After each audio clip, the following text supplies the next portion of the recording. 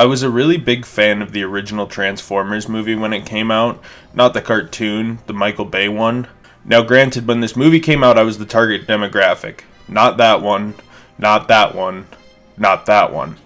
Having just turned 9 years old, I was the core audience of kids who liked watching shit blow up and buying the action figures. So I have probably seen this movie like 10 times. That said, I don't think I've seen it since the third movie came out, because by then I was coming to my own as a cringy 13-year-old comic fan, and no longer had interest in these horrible movies. So for the first time in nearly 10 years, I'm gonna revisit Transformers. Oh, and I apologize in advance for this thing mostly being a slideshow.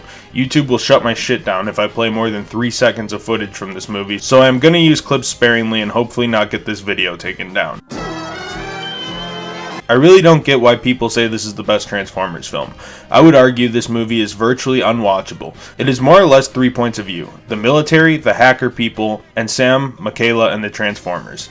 Here's the general plot. We start the film in space. Optimus Prime, through a voiceover, tells us about the Allspark, or as I will call it, the MacGuffin Cube, and how they needed to go to the unknown planet Earth. I know this really isn't a problem with this film, but in Transformers 4 they arrive on Earth in prehistoric times, but I guess for the purpose of this film they land in 2007. Okay, whatever. After this, the film introduces us to the military guys. They do normal military people shit, and the white one we see the most has a daughter.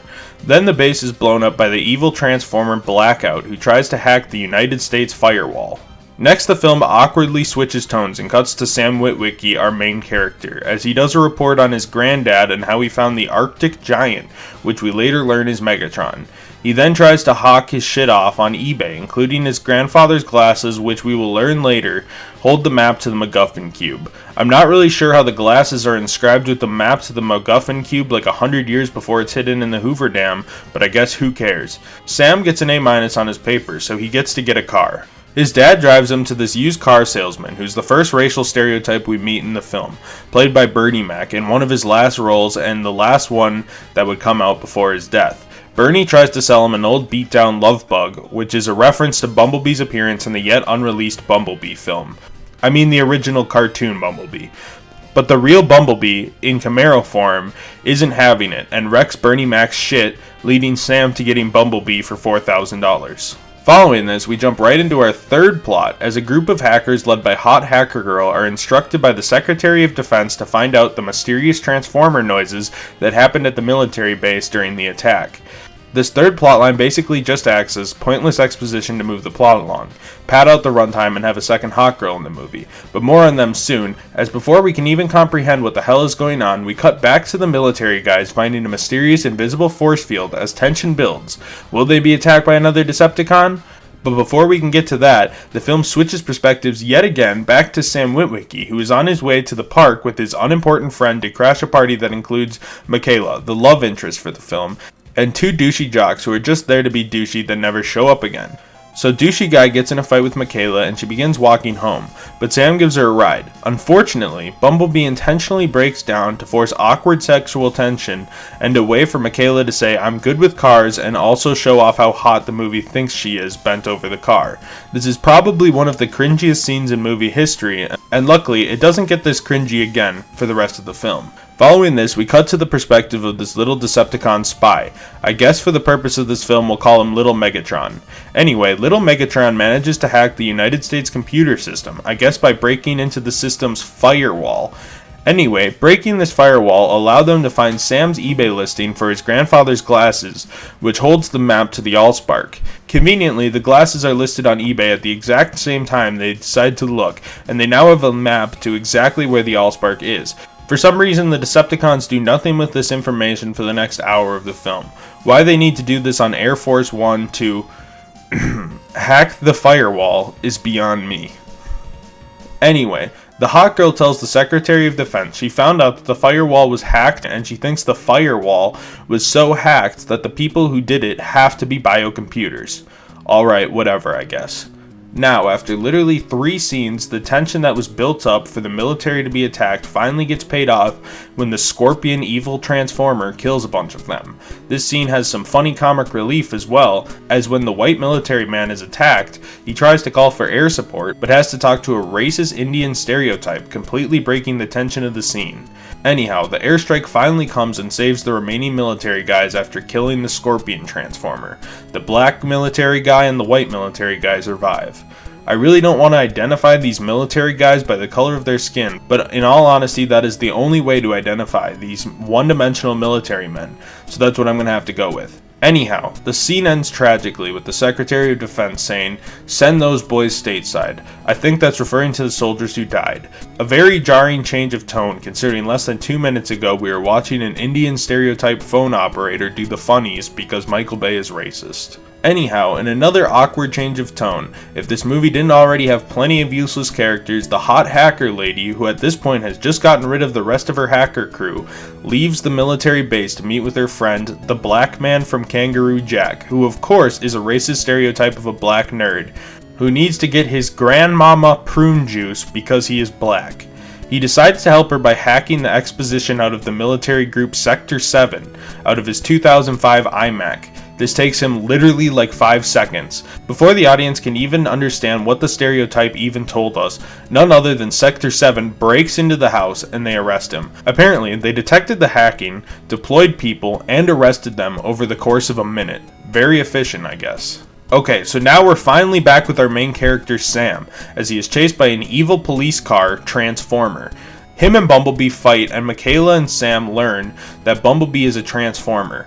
Then, Bumblebee turns into the newly released 2008 Camaro because product placement, and the rest of the Autobots arrive in the form of meteor things.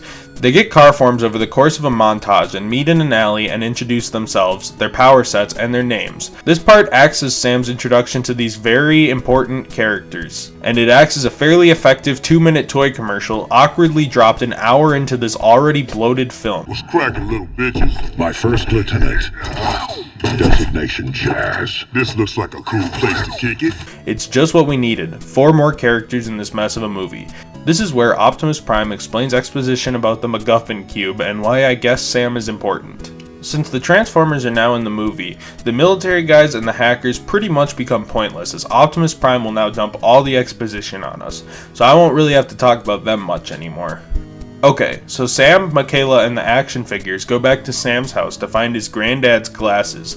They do, but unfortunately, Sector 7 guy and his posse of background characters come to arrest Sam for owning a Transformer. I guess they found his eBay listing and put together that he owns a Transformer. They are detained, and Sam learns of Michaela's criminal record. He's upset, but it's okay because he immediately gets over it less than 10 seconds later. About a half a scene after they get arrested, they are freed by the Transformers and Bumblebee is captured. Cut away to a new Sector 7 character who needs to be in the movie to tell the Secretary of Defense that the US government's secret Sector 7 division knew about Transformers for 80 years. This one scene, if placed an hour earlier in the film, would have made everything about the hackers completely pointless, but I guess the movie needed another hot girl and needed to pad runtime. It is just baffling to me that instead of actually paying off the hackers they set up for the last hour within the film, they kind of just cap off that plotline with yet another unnecessary new character telling the government exactly what the hackers spent 30 minutes of the runtime trying to figure out. It's fucking baffling. Anyway, the Autobots end up at the Hoover Dam to save Bumblebee. At the same time, Sam, Michaela, the hackers, and the military guy get there. Optimus Prime reveals that he will shove the cube in his chest to destroy it, and that he will die because of it. They all learn about the fact that Sector 7 has our main villain Megatron frozen, as well as having the MacGuffin Cube kinda just sitting there. How did they get the MacGuffin Cube, you may ask? Well, that doesn't really matter at all, so don't ask. They also never bother to explain how they managed to move Megatron or the Allspark to the Hoover Dam in Nevada from Antarctica, but whatever, I guess. Okay, so more Decepticons kinda just show up at the Hoover Dam and attack it to save Megatron and steal the Allspark. This confused me at first, but then I remembered that previously in the film, Mini Megatron hacked the firewall and got the map to the glasses, and then I guess just sat on the information until the main characters arrived at the Hoover Dam as well. With time running low, Bumblebee shrinks the cube and the military man says the best thing they could do with the MacGuffin cube would be to hide it in the nearest city 22 miles away, which is Las Vegas, but they don't say that. Actually, Vegas is about 40 miles away, but whatever. I guess maybe they meant Henderson, but Henderson doesn't have skyscrapers, so I guess it's Vegas. Why they choose to hide it in an incredibly populated city is beyond me, but that's the plan. So the Autobots, military, and Sam get in a car chase with the Decepticons to Vegas, and on the way, they blow a bunch of shit up. Meanwhile, the hackers decide they need to, quote, hotwire the computer to send Morse code to the military to call an airstrike. What they mean by hotwire a computer and how they use it to broadcast Morse code without downloading an app to do so is beyond me, but whatever. They do it and they hotwire the computer, like a car, and send Morse code like the computer is a 1930s telegraph machine. Anyhow, they get to the city. It's not Las Vegas. I lived in Vegas. This clearly isn't Vegas.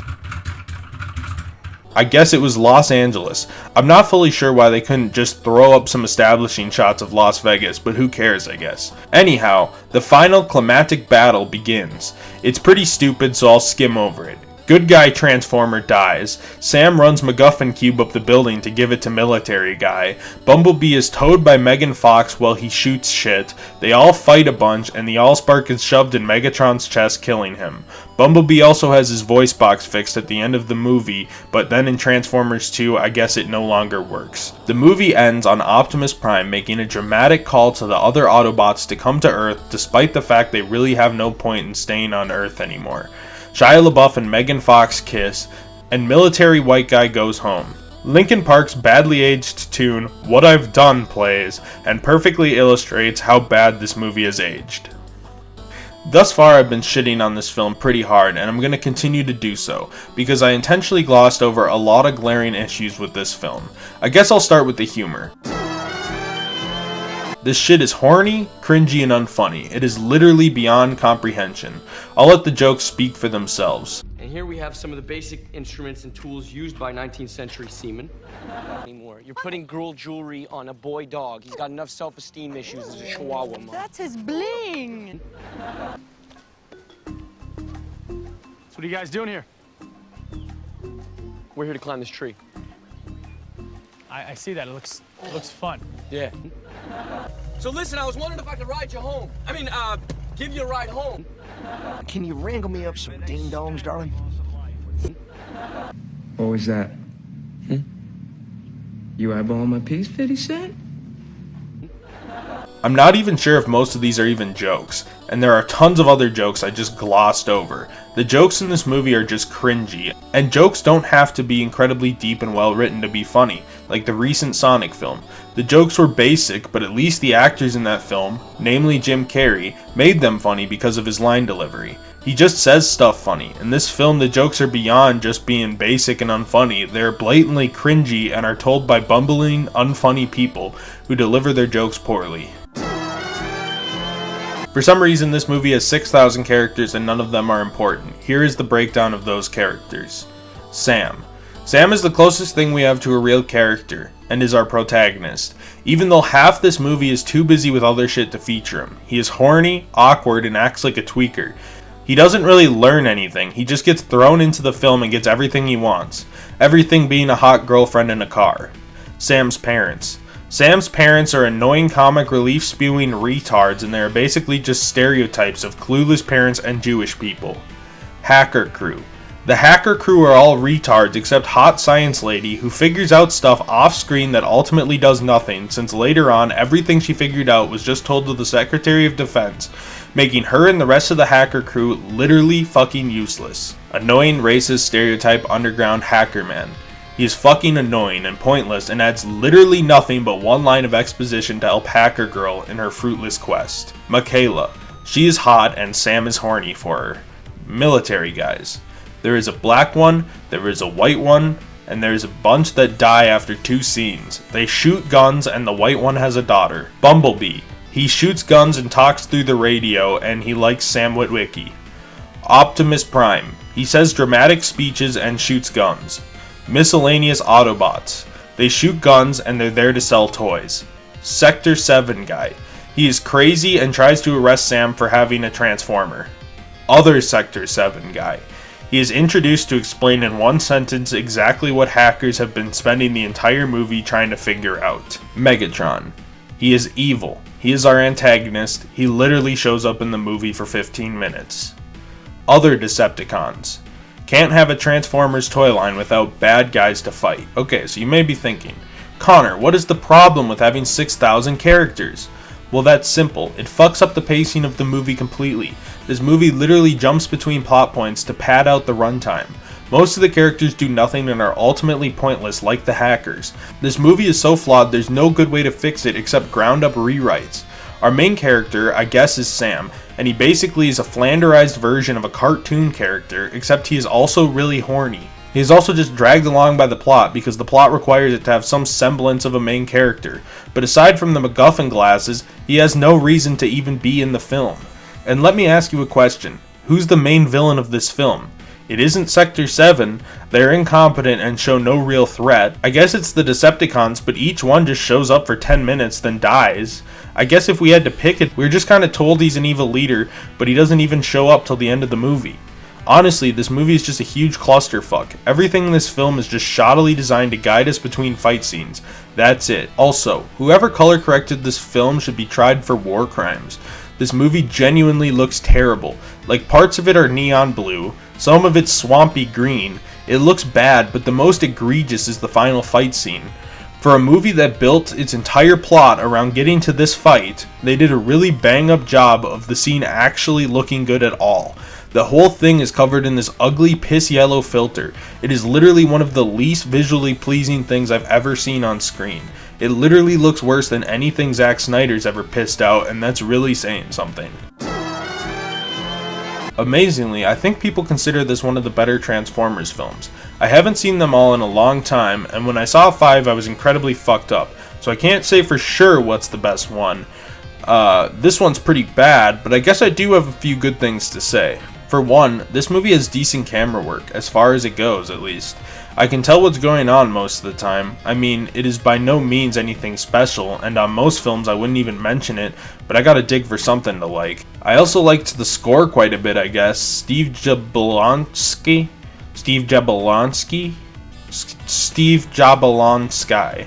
did a fairly decent job. I guess the action is okay for the most part. It's exciting, but shallow since I don't care about any of the characters participating in the fights. That's all I got for good stuff about this movie. 3 things, and aside from the score, it is stuff that is the bare minimum requirements for an action spectacle film like this. Ultimately, Transformers is terrible. The plot is bad, the characters are bad, it's all just awkward scenarios designed to bring us between fight scenes. It honestly feels like a dated car commercial with explosions. Any enjoyment I could have gotten from the fights are ruined by the utter ugliness this film has due to the poor color correction. This movie pretty much has nothing. It is genuinely really horrible, and the fucked up thing is, this is just the first movie. There are 4 more. We let this happen. And this is seen as the good one too. I guess perhaps I'll review the other ones too. That was my plan, but I don't know if I can. I really went into this thinking it would probably be under average, but that I wouldn't hate it. I really did. I guess my taste as a kid was really fucking bad. Like, if the best one is literally dog shit, then what will the other 4 be like? Anyhow, that was Transformers.